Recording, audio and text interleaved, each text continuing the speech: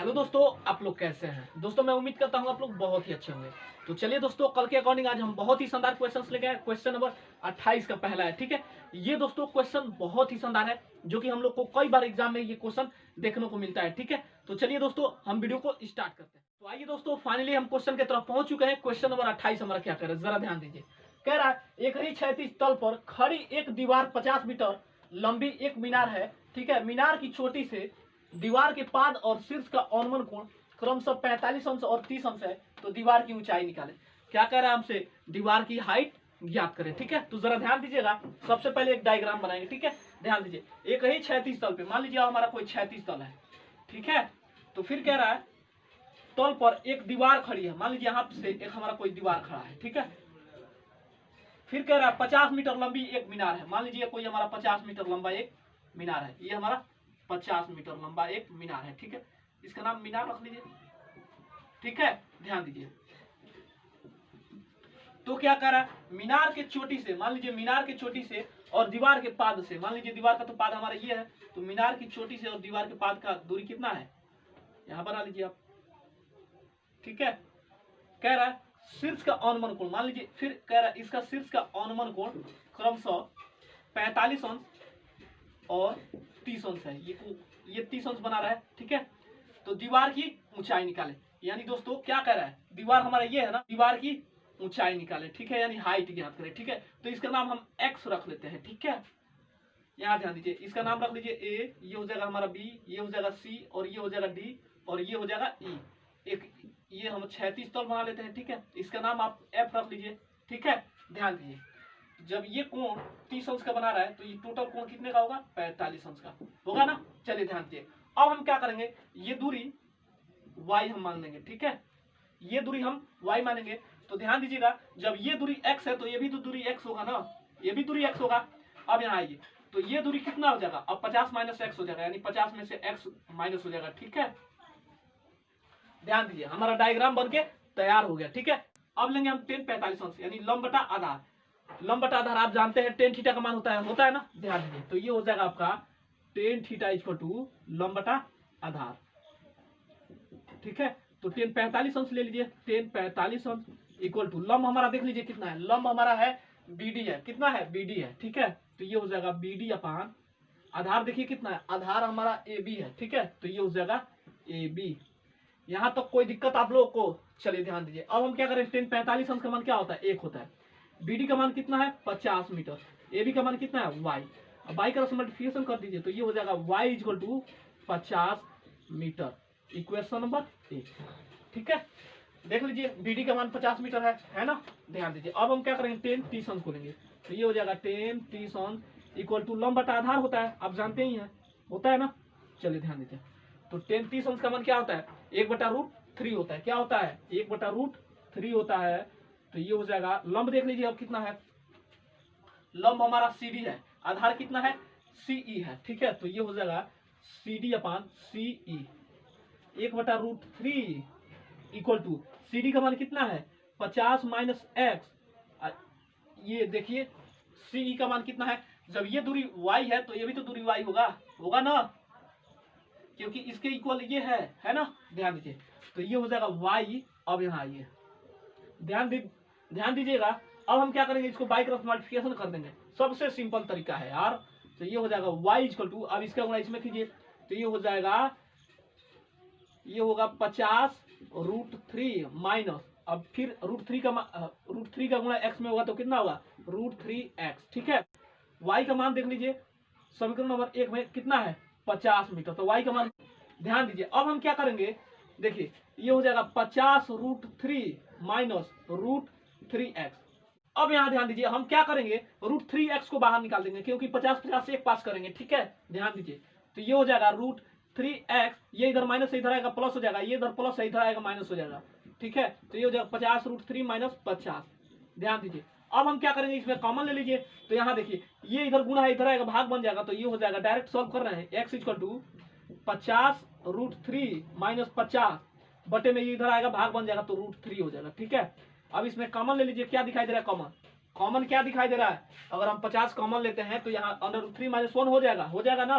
तो x equal to 50 हम common लेते हैं तो ये हो जाएगा √3 - 1 बटे में क्या है √3 है। ठीक है, अब हम क्या करें जरा ध्यान दीजिए, अब डायरेक्ट हम परमेकरण करा देते हैं, सबसे सिंपल तरीका है। तो देखिए यहाँ √3 से परमेकरण करा दीजिए, √3 बटे में √3। ठीक है, अब गुणा कराइए तो ये हो जाएगा x इक्वल टू, ध्यान दीजिए अब हम क्या करेंगे, ये हो जाएगा आपका, अब इसका गुणा इसमें कीजिए, ध्यान दीजिए अब ये हो जाएगा आपका 50 इंटू, अब रूट में √3 का गुणा कराएंगे तो कितना होगा 3 माइनस ये हो जाएगा √3 होगा ना, कोष्ट मान बटे में, यहाँ देखिए इधर भी √3 है इधर भी √3 है, गुणा में क्या जब वर्ग टूटता है तो अंडर भी टूट के एक अंक बाहर निकल जाता है, यही होता है ना, तो ये हो जाएगा 3। अब इसका अब डायरेक्ट देखिए ये हो जाएगा x इक्वल टू, अब करेंगे ये 50 इंटू, यहाँ ध्यान दीजिए 3 माइनस √3 का मान क्या होता है, √3 का मान भर दीजिए, ये ऊपर रह जाएगा थोड़ा सा। ठीक है, √3 का मान क्या होता है 1.732 होता है, क्या होता है 1.732 होता है। ठीक है, बट्टे में क्या है हमारा 3 है। ठीक है, तो ये हो जाएगा x इक्वल टू 50, अब यहाँ ध्यान दीजिए, अब इसको पहले माइनस कर लीजिए, तो ये जानते हैं कितना माइनस होगा, इंटू इसको माइनस करिए तो 1.732 में कितना माइनस करेंगे 3 ना, तो 3 माइनस कीजिए तो ये हो जाएगा 12 में से 3 गए 9, बच गया यहाँ 2, ये बच गया 6, 1.3 अंक पे यानी 1.629। ठीक है, 1.629 बटे में क्या है 3, तो ये हो जाएगा x इक्वल टू, ध्यान दीजिए अब इसका गुणा करेंगे तो जानते हैं कितना आएगा 63.8 आएगा, 63.8 बटे में क्या है 3 है। ठीक है, अब इसको काट लीजिए तो ये जानते हैं कितने बार में जाएगा, ये जाएगा आपका 21.13 मीटर में, यानी 21.13 मीटर। ठीक है, यानी x का मान कितना आ गया 21.13 मीटर, जो कि हमारा क्या है ये आंसर है। यानी क्या पूछ रहा है हमसे, दीवार की ऊंचाई पूछ रहा है ना, तो दीवार की ऊंचाई कितनी है, x का मान कितना आया हमारा, x का मान आया है 21.13 मीटर, जो कि ये हमारा क्या है आंसर है। चलिए दोस्तों इसका हम नेक्स्ट क्वेश्चन देखते हैं, क्वेश्चन नंबर 28 का दूसरा क्या करे। चलिए हम आ गए फाइनली क्वेश्चन की तरफ, क्वेश्चन नंबर 28 का दूसरा क्या करे जरा ध्यान दीजिए, कह रहा है एक मीनार की चोटी से एक 7 मीटर ऊंचे भवन के शिखर और आधार के ऑनमर कोण क्रमशः 45 और 60 अंश है, तो मीनार की ऊंचाई ज्ञात कीजिए। क्या कर रहा है फिर हमसे मीनार की हाइट निकालने के लिए, तो जरा ध्यान दीजिएगा क्या करेंगे हम, सबसे पहले एक डायग्राम बनाएंगे। ठीक है, देखिए एक मीनार की चोटी से मान लीजिए ये कोई हमारा मीनार है। ठीक है, इसके चोटी से फिर कह रहा है 7 मीटर एक ऊंचे भवन, मान लीजिए यहाँ एक 7 मीटर ऊंचा भवन बना लीजिए, ये हमारा 7 मीटर ऊंचा भवन, ये हमारा हो गया मीनार। ठीक है, ये हमारा हो गया भवन। ठीक है, अब हम क्या करेंगे इसको पहले मिला लेंगे धरती के तल से। ठीक है, तो फिर कह रहा है शिखर और आधार का, इसके शिखर और इसके आधार का औन्मन कोण कितने अंश का बना रहा है 45 अंश का, तो इसको आप मिला लीजिए यहाँ पे। फिर कह रहा है इसके चोटी से और इसके आधार से, ठीक है, तो कितने अंश का कोण बना रहा है 60 अंश का। ठीक है, यहाँ तो कोई दिक्कत, तो फिर कह रहा है मीनार की ऊंचाई ज्ञात कीजिए, यानी मीनार की हाइट निकालने के लिए, तो इसे हम क्या मान लेते हैं x मान लेते हैं। ठीक है, अब यहाँ ध्यान दीजिए जब ये दूरी 7 मीटर है तो ये भी तो दूरी कितनी होगी 7 मीटर होगी, जाहिर सी बात है 7 मीटर। ठीक है, अब यहाँ ध्यान दीजिए इसका नाम पहले रख लेते हैं a, ये हो जाएगा b, ये हो जाएगा c, और ये हमारा d, और ये हो जाएगा e, एक यहाँ पे क्षैतिज खींच लीजिए, ये हमारा हो जाएगा f। ठीक है, यहाँ ध्यान दीजिए जब ये 45 अंश का बना रहा है तो ये टोटल कितने अंश का होगा 60 अंश का होगा जाहिर सी बात है। ध्यान दीजिए अब इसे हम y मान लेते हैं। ठीक है, इसे हम y मान लेते हैं, तो ये दूरी कितने हो जाएगा मालूम है, ये जानते हैं कितने होगा, ये दूरी मालूम है कितना होगा, x में से 7 घट जाएगा तो ये हो जाएगा x माइनस 7 मीटर। ठीक है, अब यहाँ ध्यान दीजिए पहले 45 अंश को लेंगे, यानी लंब बटा आधार, जब ये दूरी y है तो ये भी तो दूरी y होगा जाहिर सी बात है। अब हम क्या करेंगे जरा ध्यान दीजिए, टेन थीटा यहाँ पे लेंगे, टेन थीटा इक्वल टू लंब बटा आधार होता है, आप जानते ही होता है ना।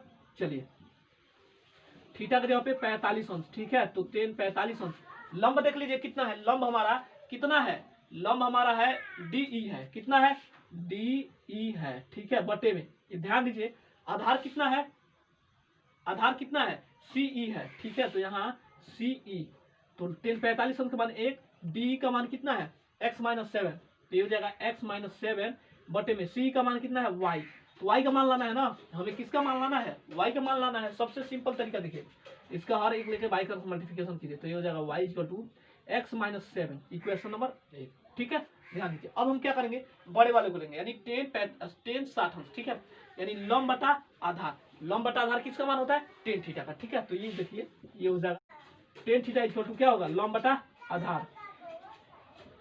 ठीक है, तो टेन 60 अंश, टेन 60 अंश। लंब देख लीजिए हमारा कितना है, लंब है हमारा एडी है, कितना है? एडी है। ठीक है, तो ये हो जाएगा एडी अपान आधार देख लीजिए कितना है, आधार हमारा ए बी है। ठीक है, तो ये हो जाएगा आपका ए बी। ठीक है, ये बी है, ध्यान दीजिए। 360 अंश का मान क्या होता है? √3। एडी का मान देख लीजिए कितना है, एडी का मान पूरा एडी का मान कितना है? एक्स है ना, तो ये हो जाएगा एक्स अपान ए बी का मान कितना है? वाई है। ठीक है, ध्यान दीजिए ए बी का मान वाई है, यहाँ आइए। अब हम क्या करेंगे जरा ध्यान दीजिए, इसका हर एक लेके बाई क्रॉस मल्टीप्लिकेशन करेंगे। ठीक है, तो यहाँ ध्यान दीजिए, पहले एक काम करते हैं, y का मान भर लेते हैं। ठीक है, तो ये हो जाएगा √3 equal to x upon y का मान देखिए समीकरण नंबर 1 में कितना है? x - 7 है। ठीक है, तो ये हो जाएगा x - 7। आई बात समझ में? चलिए अब यहाँ हर एक लेके बाई क्रॉस मल्टीप्लिकेशन कीजिए, तो ये हो जाएगा x इक्वल टू, अब इसका गुणा इसमें करेंगे तो ये हो जाएगा √3x - 7√3 होगा। ठीक है, अब यहाँ ध्यान दीजिए, एक काम करते हैं, ये इधर प्लस है, इधर आएगा माइनस हो जाएगा। तो देखिए, तो ये हो जाएगा आपका √3x - x इक्वल टू, ये कितना होगा? बराबर हो जाएगा। ठीक है, ये कितना होगा?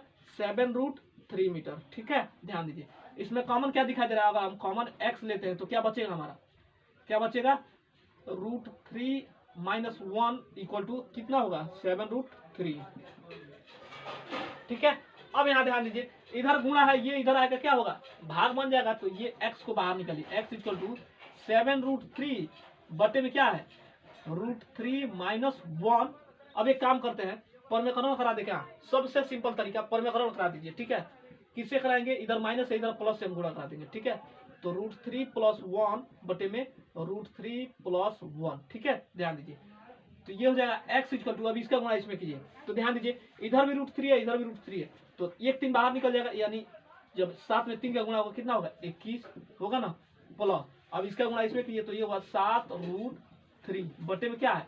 देखिए पहले कोष्ट में घटाया, दूसरे कोष्ट में जोड़ा, ये किसका फार्मूला है? a² - b² का, यानी दोस्तों पहले कोष्ट में घटा दिया, दूसरे कोष्ट में जोड़ दिया है, तो ये हो जाएगा √3 का स्क्वायर माइनस 1 का स्क्वायर होगा, यानी a² - b²। ध्यान दीजिए, अब हम क्या करेंगे, ध्यान दीजिएगा, ये हो जाएगा x इक्वल टू 21 + 7 इंटू √3 का मान भरिए, क्या होता है? 1.732 होता है, बटे में इसको डायरेक्ट माइनस कर देते हैं, तो ये हो जाएगा 3 - 1। ठीक है, अब यहाँ ध्यान दीजिए, तो ये हो जाएगा x इक्वल टू 21 प्लस, अब इसका गुणा करिए, 7 का गुणा 1.732 में करिए।